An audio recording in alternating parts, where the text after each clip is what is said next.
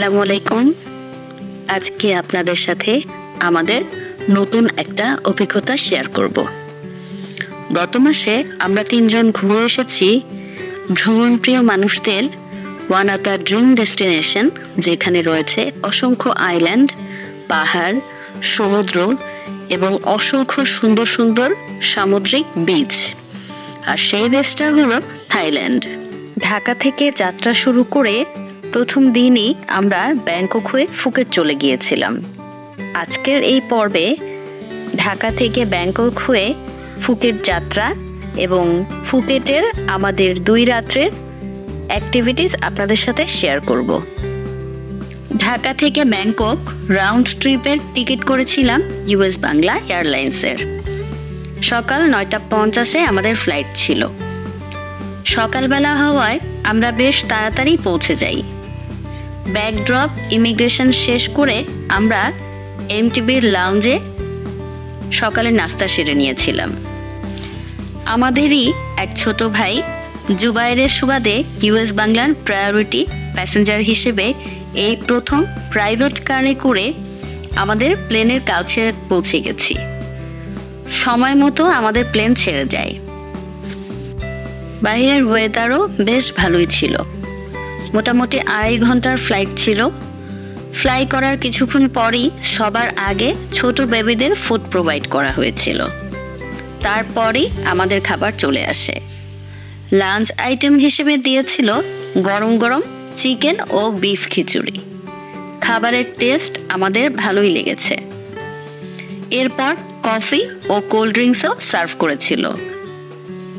2.5 ঘন্টা পর আমরা ব্যাংককের সুবর্ণভূমি ইন্টারন্যাশনাল এয়ারপোর্টে পৌঁছাই। এখানের ইমিগ্রেশন খুবই স্মুথলি শেষ হয়ে গিয়েছে। ইমিগ্রেশনের ফর্মালিটিস শেষ করে আমরা আবার ডোমেস্টিক টার্মিনালের দিকে চলে গিয়েছি, কারণ আজকেই আমাদের ব্যাংকক থেকে ফুকেটের ফ্লাইট। থাই এয়ারওয়েজে করে যাব। ব্যাংককে আমাদের 3 ঘন্টার ট্রানজিট ছিল। ব্যাংকক এয়ারপোর্টের এটিএম বুথ থেকে আমরা কিছু থাই বাত তুলে নিয়েছি। এখানে একটা ইম্পর্টেন্ট বিষয় আপনাদেরকে বলে রাখছি। প্রতিবার ট্রানজ্যাকশনে 250 বাত চার্জ কেটে নিয়েছে, তাই বেশি পরিমাণে বাত তুলে নিতে পারলেই ভালো।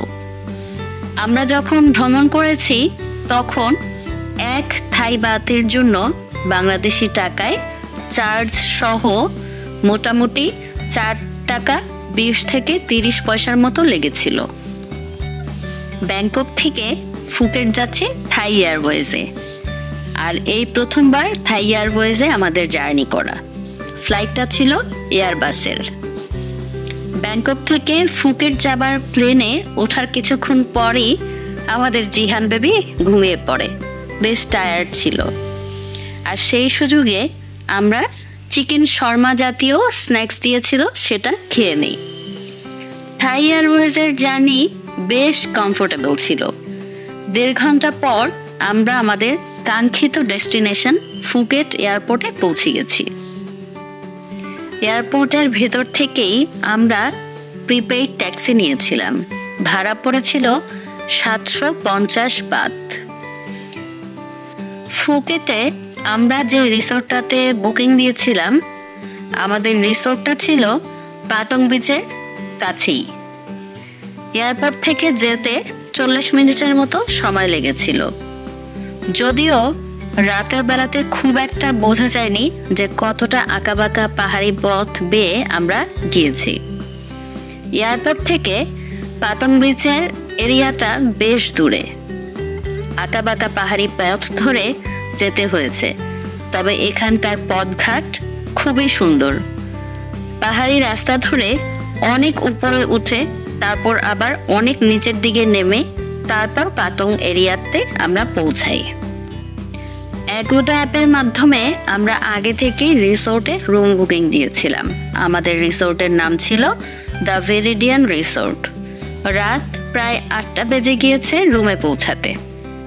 থাইল্যান্ডের মোটামুটি সব রিসোর্টেই চেক ইনের সময় একটা নির্দিষ্ট অ্যামাউন্ট সিকিউরিটি মানি হিসেবে জমা রাখে, যেটা আবার চেক আউটের সময় ফেরত দিয়ে দেয়। দ্য ভেরিডিয়ান রিসোর্টে আমাদের রুমটা বেশ বড় ছিল। রুমে ঢুকতেই এক সাইডে ওয়াশরুম এরিয়া, ড্রেসিং এরিয়া, একটা বড় ক্লোজেট, সাথে লকারও আছে। সাইডেই টি কফি কর্নার ও একটা ছোট্ট ফ্রিজও দেয়া ছিল। বেডটা বেশ অনেক বড়। বারান্দার সাথেই একটা ডিভান দিয়ে উইন্ডো সিটিং এরিয়া, রুম থেকে বাইরে সুইমিং পুল এরিয়া। যেহেতু রাত হয়ে গিয়েছে তাই আজকে আমাদের আর কোনো প্ল্যান নেই। রাতের খাবারের জন্য জিহানের বাবা 2 মিনিটের ওয়াকিং ডিস্টেন্সে চলে গেছে থাইল্যান্ডের বহুল পরিচিত 7-Eleven-এর শপে। সেখান থেকে আমরা ডিনার এনে খেয়েছিলাম। খাবার খেয়ে রিসোর্টের আশেপাশের এরিয়া ও রিসোর্টের ভেতরটা ঘুরে দেখলাম। ফুকেটের পাতং এরিয়াটা সারা রাতই জমজমাট থাকে। বিচের কোল ঘেঁষে হোটেল রিসোর্ট এরিয়া, যেই সাইডটাতে অনেক বেশি লাউড সাউন্ডে মিউজিক চলতে থাকে। ওয়াকিং ডিস্টেন্স হিসাব করলে আমাদের রিসোর্টটা পাতং বিচ থেকে জাস্ট 7 মিনিটস। এভাবেই শেষ হলো থাইল্যান্ড ট্যুরের আমাদের প্রথম দিন। আসসালামু আলাইকুম, গুড মর্নিং। আমরা গতকাল রাতে এখানে এসে পৌঁছাইছি, আপনারা তো দেখছেন। আর এটা হচ্ছে আমাদের রুম। সকাল হয়ে গেছে। আর সকালে রুমের বাইরের দৃশ্যটা আমরা এখন দেখি।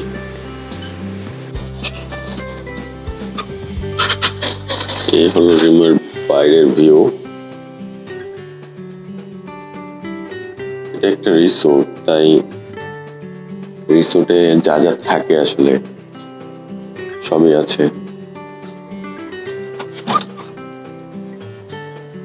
এই হলো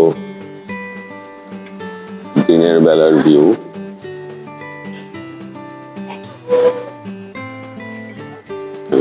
পাশেই সুইমিং পুল।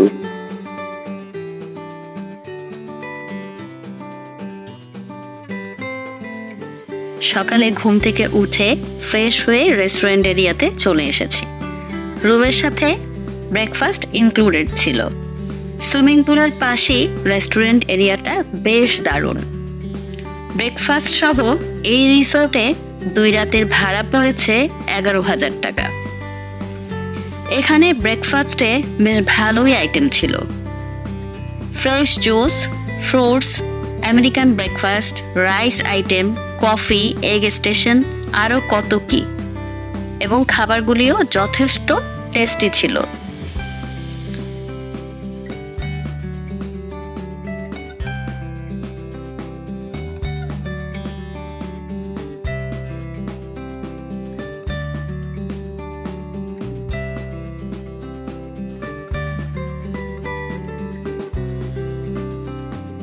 আজকে আমাদের প্ল্যান ফুকেট ওল্ড টাউন ঘুরতে যাব। তাই নাস্তা সেরে গ্র্যাব অ্যাপস দিয়ে ট্যাক্সি কল করে চলে যাচ্ছি ফুকেট ওল্ড টাউন ঘুরে দেখতে। পাহাড়ি সুন্দর পথ পাড়ি দিয়ে ওল্ড টাউন পৌঁছাতে প্রায় 40 মিনিট সময় লেগেছে। ফুকেট ওল্ড টাউনটা বিখ্যাত মূলত এখানকার ব্রিটিশ আর্কিটেকচারাল বিল্ডিংগুলোর জন্য, যেগুলো অনেক বেশি কালারফুল। এখানে এসে দেখি অনেক টুরিস্ট এখানে ভিড় জমেছে। কেউ শপিংয়ে ব্যস্ত, কেউ ছবি তোলাতে ব্যস্ত, আবার কেউ লোকাল ফুডের স্বাদ নিতে ভিড় করেছে পুরনো সব রেস্টুরেন্টগুলোতে। আমরাও একটা জুস বারে দাঁড়িয়ে গেছি ফ্রেশ ফ্রুটসের স্বাদ নিতে। আমরা 3টা ভিন্ন ফ্লেভারের জুস অর্ডার করেছি। মাত্র 70 বাত করে জুসের সাইজ দেখে আর খেয়ে আমরা রীতিমতো অবাকই হয়ে গেছি। বিশাল সাইজের গ্লাসে করে একেবারে র ফ্রুটসের জুস এভাবে এই প্রথমবার খেলাম। এই পুরো এরিয়াটা পায়ে হেঁটেই ঘুরে দেখতে হয়। আমরা অনেকটা পথ হেঁটে হেঁটে ঘুরে দেখলাম।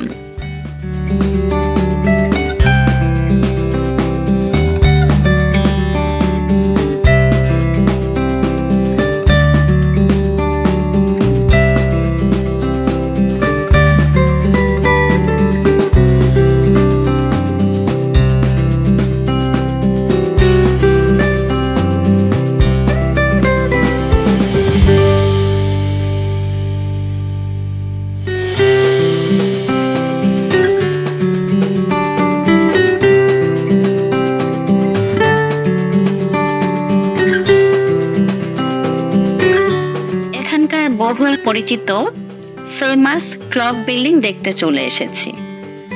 আমরা প্রায় 1 থেকে 1.5 ঘন্টার মতো এখানে ঘুরেছি।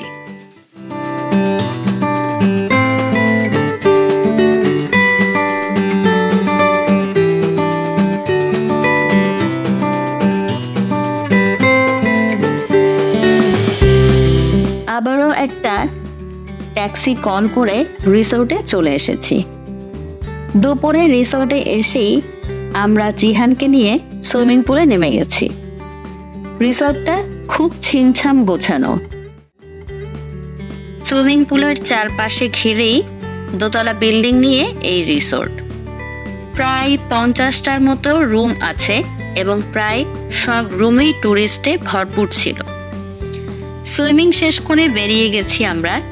রিসোর্টের সাথেই একটা স্কুটি রেন্ট শপ থেকে একটা স্কুটি 24 ঘন্টার জন্য ভাড়া নিয়ে নিই।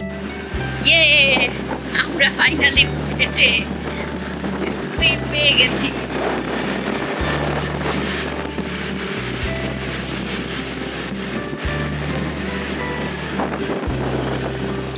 আমাদের স্কুটির ভাড়া পড়েছিল 300 বাত এবং ফুল ট্যাঙ্ক ফুয়েল। কন্ডিশন ছিল রিটার্ন করার সময় ফুয়েল আবারও ফোন করে দিতে হবে। আমাদের একটা পাসপোর্টও সিকিউরিটি হিসেবে জমা রেখেছিল। স্কুটি ঠিকঠাক করে এখান থেকে রওনা দিতেই প্রায় বিকেল। আমরা চলে যাচ্ছি লাঞ্চের উদ্দেশ্যে। আজকে লাঞ্চ করতে যাচ্ছি কালিম বিচ এরিয়াতে কালিম রিমলে রেস্টুরেন্টে। পাতন বিচ হয়ে ডায়মন্ড বিচের পর কালিম বিচ। এই রোডওয়েটা অসম্ভব রকম সুন্দর।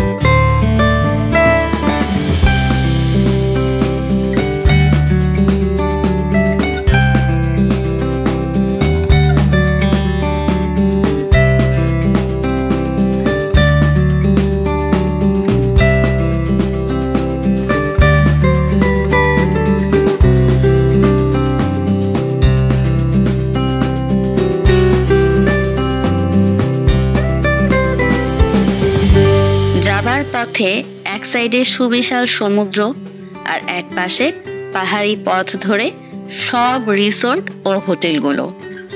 দেখতে দেখতে চলে এসেছি কাঙ্ক্ষিত কালিম রিমলেতে।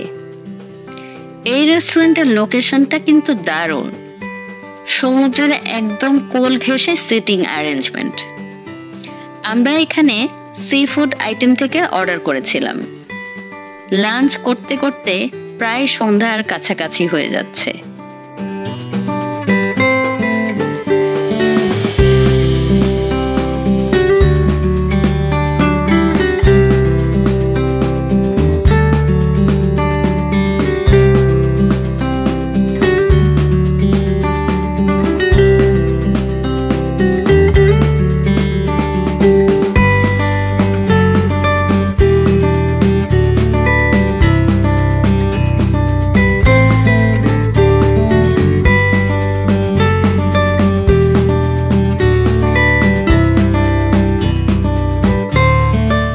সন্ধ্যার শুরুটা আমরা চলে এসেছিলাম পাতং বিচে।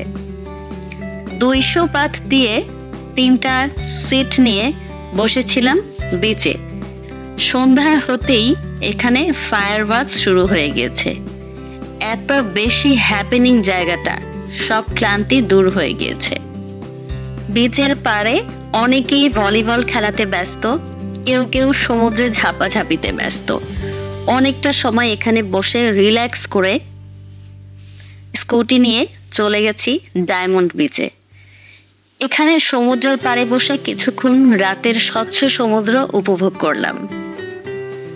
এরপর রাতে হোটেলের দিকে রওনা দেই। এখানে একটা গুরুত্বপূর্ণ কথা বলে রাখি, পুরো থাইল্যান্ডে ট্রাফিক রুলস খুবই স্ট্রিক্ট। প্রথমত সবাইকেই হেলমেট অবশ্যই পরতে হবে। কোনোভাবে রুলস ব্রেক করলেই 1000 বাথ জরিমানা। আমরা অল্পের জন্য জরিমানা থেকে রেহাই পেয়েছিলাম। রুমে গিয়ে আমরা ঘুমিয়ে পড়ি। ক্ষুধা না থাকায় রাতে আর কিছু তেমন খাওয়া হয়নি। এভাবে দ্বিতীয় দিন শেষ হলো। ফুকেটে আজ আমাদের তৃতীয় দিন। ঘুম থেকে উঠেই ব্রেকফাস্ট করতে চলে এসেছি। আজকে এখান থেকে আমাদের চেক আউট, তবে আরো 3-4 ঘন্টা সময় আমাদের হাতে আছে, তাই আবারও স্কুটি নিয়ে ঘুরতে বেরিয়ে গেছি।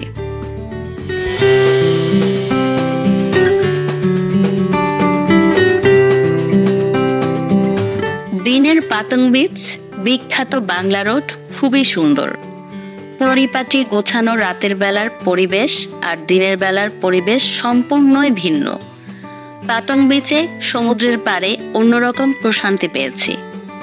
পাতং বিচে আমরা প্রায় ঘন্টাখানেক ছিলাম। সমুদ্রের পাড়ে অনেকক্ষণ হাঁটাহাঁটি করেছি। আমাদের জিহান বেবি তার সব থেকে পছন্দের কাজে ব্যস্ত ছিল। ফেরার পথে স্কুটি নিয়ে বাংলা রোডটাও ঘুরে আসলাম।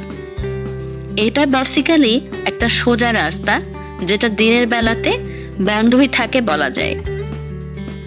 পাতং বিচের বাংলা রোডটা মূলত রাতের বেলায় জমজমাট থাকে এবং এই রোডটাতেই সবসময় রাতের বেলা পার্টি হয়ে থাকে।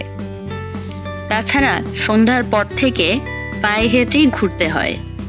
সন্ধ্যার আগে থেকেই এই রোডটাতে যানবাহন চলাচল টোটালি বন্ধ করে দেওয়া হয়।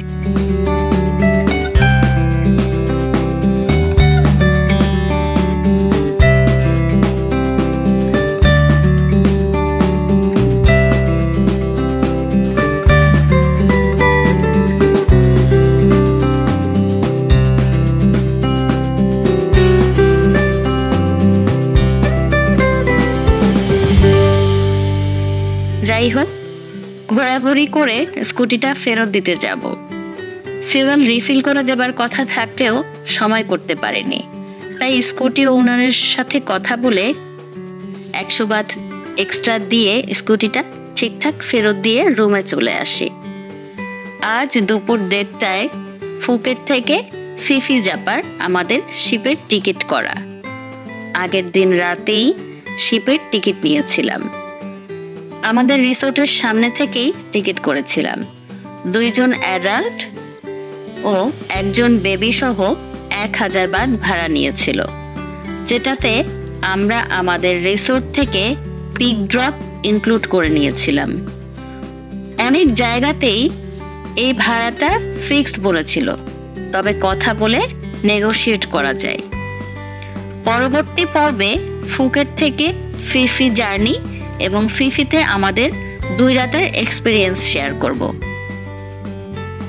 আমাদের ভিডিওগুলো কেমন লাগছে কমেন্ট করে জানাবেন। আমাদের সাথে থাকবেন, আমাদের চ্যানেলটি সাবস্ক্রাইব করে সবার সাথে শেয়ার করে দিবেন। ধন্যবাদ সবাইকে।